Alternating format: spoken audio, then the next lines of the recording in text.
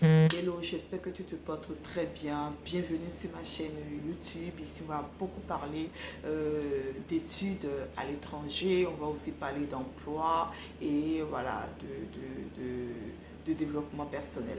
Donc, aujourd'hui, je vais revenir sur un sujet qui est plutôt très important pour tous les personnes qui se posent des questions, qui se disent est-ce que je dois encore immigrer? Est-ce que c'est encore possible?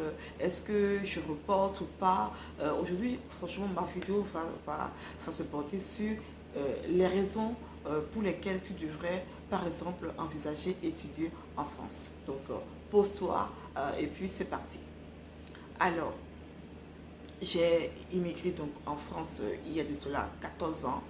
Et lorsque j'étais en train de réfléchir à faire ce projet, j'étais déjà en première année d'université. Donc après mon bac, dans mon pays, je me suis inscrite en première année. Et dès la première année, j'ai commencé vraiment à nourrir ce projet, cette ambition de venir en France pour justement acquérir de nouvelles compétences, connaissances dans un pays plutôt développé. Et du coup, les raisons qui m'ont un peu poussé à nourrir ce projet et aller jusqu'au bout de ce projet, je vais te les citer aujourd'hui pour que toi aussi tu puisses te décider enfin à nous rejoindre en France pour développer tes compétences, tes connaissances, accroître, si possible, tes revenus. Donc, la première raison, donc j'ai noté hein, pour me rappeler. Donc, la première raison, c'est le système éducatif. D'accord? En France, le système éducatif est plutôt très bien. Pourquoi je dis que c'est plutôt très bien? Parce que nous sommes dans un système éducatif où voilà, l'enseignant, voilà, il vient présenter son cours. Après, ça dépend, ça, parce qu'il y a des facultés, il y a des écoles de commerce, il y a des écoles d'ingénieurs, mais je vous dis à peu près globalement comment ça se passe. Donc, très souvent, voilà, on vient vous présenter des cours, vous notez ce que vous pouvez noter. Voilà, des fois, vous avez des fiches voilà, que vous devez réviser. Donc, en tout cas, tout est fait quand même pour que vous ayez, pour que vous puissiez vraiment gagner en connaissance. Vous avez aussi des travaux dirigés, voilà, qui vous permettent vraiment d'accroître vos connaissances. Et ce qui est très important, ce qui est très intéressant dans le système éducatif français, c'est l'alternance. Donc, en France, vous avez la capacité, en fonction de votre domaine, et si vous faites par exemple la philosophie, vous ne pouvez pas faire l'alternance. Donc, l'alternance est vraiment rattachée à des métiers clés, voilà, comme la finance, le contrôle de gestion, même là, dans la santé aussi, dans le domaine de la santé aussi, vous avez des offres d'alternance. Donc, le but, au fait, dans ce système, c'est que vous puissiez étudier, mais que vous puissiez aussi aller en entreprise au même moment. Et c'est ça qui est très intéressant et qui est un peu différent d'autres systèmes éducatifs qu'on peut trouver dans d'autres pays. Donc, en France, réellement, vous pouvez aller à l'école pendant 2 jours et pendant 3 jours, aller en entreprise pour apprendre le métier pour lequel vous êtes en train de vous former. Ça change complètement du système éducatif traditionnel où on est à l'école du lundi au vendredi ou du lundi au samedi. Donc ça, c'est vraiment un très bon avantage. Ça vous permet banalement, moi je connais des personnes qui ont fait l'alternance pendant 5 années. Vous rendez compte, la personne, elle a fait l'alternance pendant 5 années. Donc, au fait, l'alternance peut vraiment être un tremplin pour préparer vraiment votre entrée dans le milieu professionnel. Au fait, ça vous prépare vraiment à prendre un CDI plus tard. Donc, je trouve que c'est super important d'alterner entre la théorie et la pratique. Et ça, c'est vraiment important. Et ce qui fait que quand vous faites l'alternance, à la fin, vous ne galérez pas très souvent. Vous avez facilement des propositions d'embauche. Voilà. Dans la plupart du temps, des cas que moi je vois, lorsque tu fais une alternance pendant 1 an, 2 ans, 3 ans, 4 ans, 5 ans, à la fin, très facilement, tu arrives à décrocher un CDI et c'est plutôt tout bénéfice pour toi. Donc ça, c'est vraiment très important. Let's go pour la deuxième raison.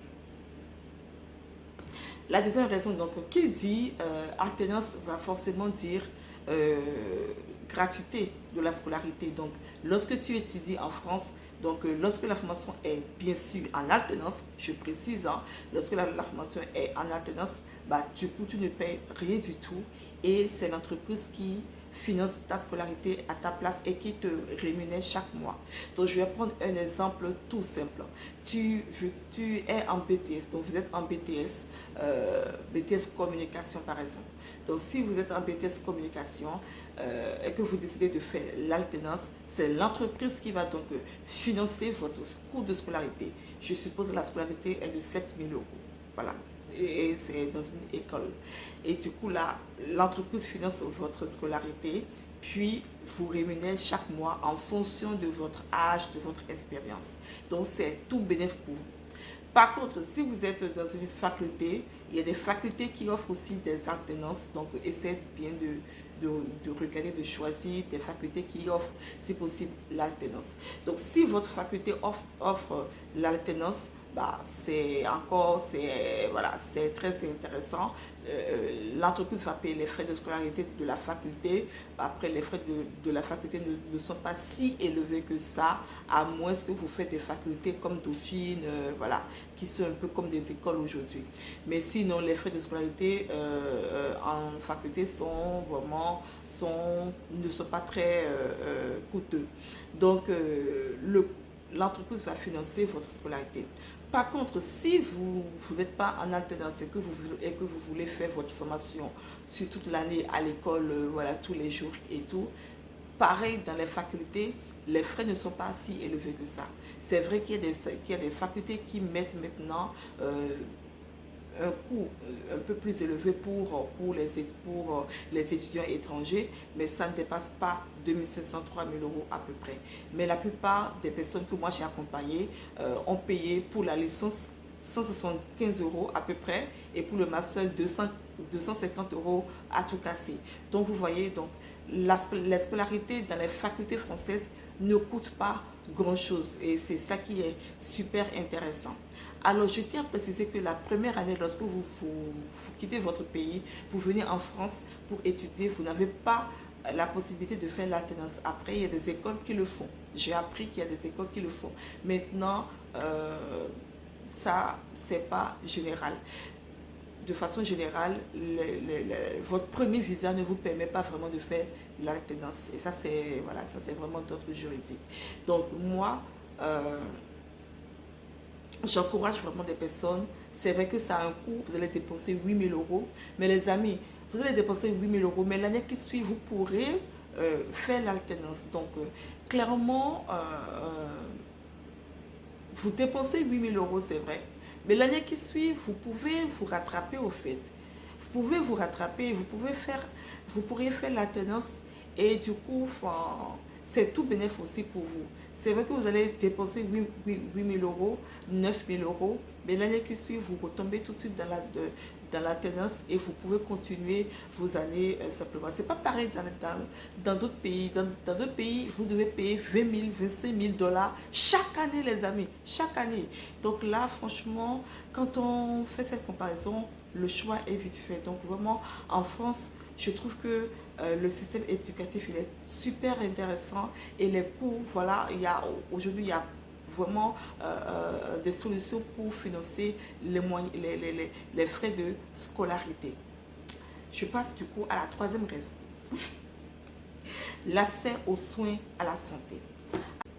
Il faut savoir que lorsque je quittais mon pays pour venir ici, j'étais dans une période où j'étais en convalescence. Vous voyez un peu, donc je faisais un traitement. Et du coup, quand je suis venue ici, il fallait que je recontacte un autre médecin pour limite continuer, pour lui montrer un peu le traitement que j'avais commencé et pour qu'il puisse m'accompagner.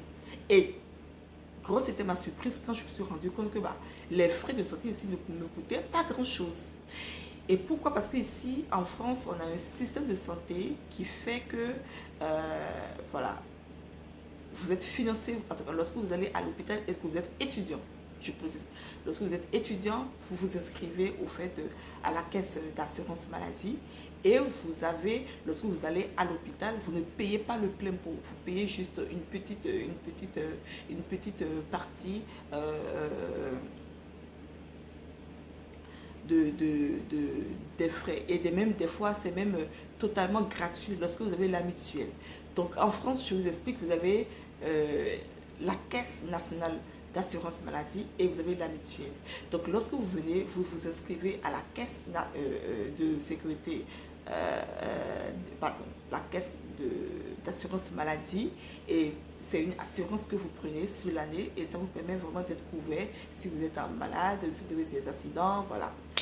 Vous avez la mutuelle, vous la financez sur une année, ça dépend, il y a plusieurs mutuelles étudiantes et vous payez, c'est pas grand chose, vous payez la mutuelle et du coup si vous arrive des pépins, vous êtes assuré totalement à 100% avec la mutuelle. Donc je prends un exemple tout simple, vous attrapez une grippe et tout et du coup vous devez aller acheter des médicaments, voilà. Donc comme vous êtes inscrit à la caisse d'assurance maladie, on vous donne une carte au fait qui s'appelle la carte vitale. Donc lorsque vous avez la carte vitale, vous venez à la pharmacie, vous présentez la carte vitale. Donc lorsque vous venez à l'hôpital, vous ne présentez pas des billets. Vous voyez, ça change. Vous présentez la carte vitale et du coup, le pharmacien s'assure que vous êtes assuré. Et dès que vous êtes assuré, c'est bon, vous n'avez pas vraiment à payer la totalité. Après, ça dépend des médicaments. Il y a des médicaments qui sont pris en charge pour un certain pourcentage. Et du coup, lorsque vous présentez à côté votre mutuelle, bah, du coup, vous vous rendez compte que vous achetez des médicaments, mais vous ne payez pas grand-chose. Donc, j'insiste encore, ça dépend du pourcentage qui est affecté aux produits pharmaceutiques que vous voulez acheter. Et du coup, je me suis rendu compte que j'allais à l'hôpital, mais je ne payais rien du tout parce que j'étais assurée. Et j'avais aussi pris une mutuelle à l'époque. Je ne payais rien. Et ça m'avait vraiment choqué. Donc, l'assurance maladie en France, c'est juste top. Et voilà. Et j'avais une amie à l'époque qui avait fait un accident de circulation en France et elle n'avait rien payé du tout parce que elle était assurée et sa mutuelle aussi a pu couvrir tous les fonds, tous les fonds. L'espoir. Donc la quatrième raison, c'est que vous avez accès à la caisse. La caisse, c'est la CAF, pardon. La CAF, c'est quoi? C'est l'acte que je n'ai pas eu accès à cela, que j'ai complètement oublié l'explication du site. Donc, la CAF, c'est la caisse d'allocation familiale. Donc, avec la caisse d'allocation familiale, lorsque vous venez en tant qu'étudiant, vous vous inscrivez. Et lorsque vous prenez un logement, du coup, la caisse va s'assurer de prendre en compte votre demande, votre logement en vous versant chaque mois, voilà, des gains. Donc je prends un exemple, si vous avez pris un appartement qui vous coûte 650 € chaque mois, vous allez envoyer cette information à votre caisse, la caisse qui est rattachée à votre lieu de domicile, et elle va analyser votre dossier, elle va voir dans combien de mètres carrés vous êtes, est-ce que c'est un bien ancien ou nouveau, et elle va déterminer en fonction de cela le montant que vous allez percevoir chaque mois. Donc vous êtes aidé, c'est une aide au fait qui est là pour réduire vos charges locatives. Est-ce que, enfin, franchement, quel est le pays qui fait ça? Il n'y a que la France qui fait ça. Donc, après, je pense qu'il y a peut-être d'autres pays qui le font, mais la France est vraiment reconnue pour mettre en place ce système. Et c'est plutôt très intéressant. Donc, vous savez que sur votre loyer, vous avez des aides. Tous les étudiants ont des aides. Et c'est juste très intéressant. Donc, la cinquième raison pour laquelle moi je conseille vraiment aux personnes de venir en France étudier, c'est la réduction. Lorsque vous êtes étudiant, vous avez accès à beaucoup de réductions. Oui, vous avez accès à des réductions sur votre coût de transport, les séances dans les musées, les théâtres, même sur certains restaurants, vous avez des réductions, et ça c'est sur le cinéma. En fait, vous avez vraiment des réductions sur pas mal de services. Et moi, je me rappelle que lorsque j'avais arrêté, j'avais fini mes études, j'étais un peu triste parce que je me suis dit, bah, c'est fini les réductions, Joanne. Ça y est, c'est terminé. Donc, c'est vraiment intéressant. En fait, la France est vraiment un pays très socialiste, voilà, qui aide les étrangers vraiment à pouvoir, mais pas que les étrangers, même les Français, ils ont les mêmes, on a les mêmes droits que les Français, et ça c'est plutôt très intéressant et très bénéfique pour nous. Alors, la sixième raison pour laquelle moi je conseille vraiment la France, c'est l'ouverture à l'international. Moi, j'ai beaucoup d'amis qui sont avec lesquels j'étais venue à la même période, qui aujourd'hui sont au Canada, aux États-Unis, en Irlande, en Islande. Donc, vous avez vraiment une ouverture à l'international qui est plutôt très intéressant parce que il suffit que vous venez ici, que vous fassiez une des études dans une très grande école qui est reconnue, qui est bien classée, ça vous ouvre des portes à l'international. Et même si votre école n'est pas bien classée et que vous avez votre diplôme, vous pouvez envisager des projets à l'international au fait. On sait que votre diplôme est français, ça vous ouvre vraiment des portes à l'international et ça c'est plutôt très intéressant pour toi et pour moi. Alors, la septième raison pour laquelle je conseille vraiment la France, c'est vraiment le côté emploi. Lorsque vous commencez à travailler ici, vraiment, vous découvrez un peu l'environnement du professionnel et c'est plutôt très intéressant. Si vous voulez retourner plus tard dans votre pays, ça vous permet d'avoir les bases parce que je trouve qu'en France, on travaille plutôt bien. Voilà. Le système est plutôt très intéressant. Il y a un environnement qui est favorable à ce que vous puissiez bien vous en sortir. Euh, et ça, vous pouvez le réitérer dans votre pays, au fait. On ne vient pas au travail pour s'amuser, au fait. On est là pour travailler du matin au soir. On est là pour produire et ça, c'est plutôt très, très intéressant. Ça vous donne une base solide de travail bien accompli pour que vous puissiez le réitérer dans votre pays, voilà, dans votre propre entreprise et partout ailleurs. Et ça, c'est plutôt voilà, quelque chose qui vous fait grandir. Et moi, j'ai beaucoup apprécié toutes les activités salariales. Je les ai vraiment appréciées, j'ai beaucoup appris et c'est ça qui fait de moi un peu ce que je suis aujourd'hui. Donc voilà, donc je vous ai listé aujourd'hui 7 raisons pour lesquelles vous devez vous décider enfin à venir continuer vos études en France. Après, il y a plusieurs autres raisons, mais j'ai cité un peu 7 grosses raisons. Et voilà, je vous laisse réfléchir. Mais sachez que à la rentrée, là, déjà là, il y a des personnes qui ont envie de faire la rentrée de janvier.